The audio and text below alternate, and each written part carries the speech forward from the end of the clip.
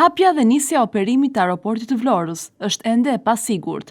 Aksioneri mazhoritari i kontratës koncesionare Makbo zotëruesi 90% të aksioneve në shoqërinë e aeroportit të Vlorës, deklaroi këtë të mërkur para mediave se gjendja mbetet shqetësuese dhe alarmante. Përfaqësues të kompanisë thanë se çështja mbetet peng i vendimeve të gjykatave në vend.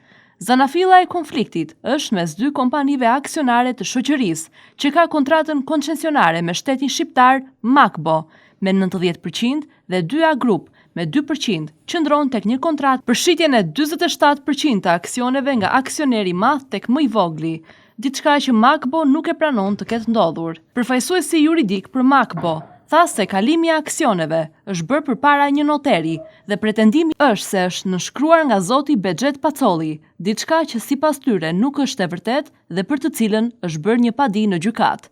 Gjykata e shkallës së parë i dha të drejtë aksionerit më të vogël, ndërkohë që ajo e apelit na dha të drejtë neve. Menjëherë mbas kësaj, kur u duk sikur ngërçi u zgjidh me një tjetër sigurim padie në gjykatë, u vendos pezullimi, çka ka lënë aksionerin më të madh të përjashtuar nga vendimarrja dhe çdo hap që hidhet lidhur me zbatimin e kontratës, thanë përfaqësues të kompanisë.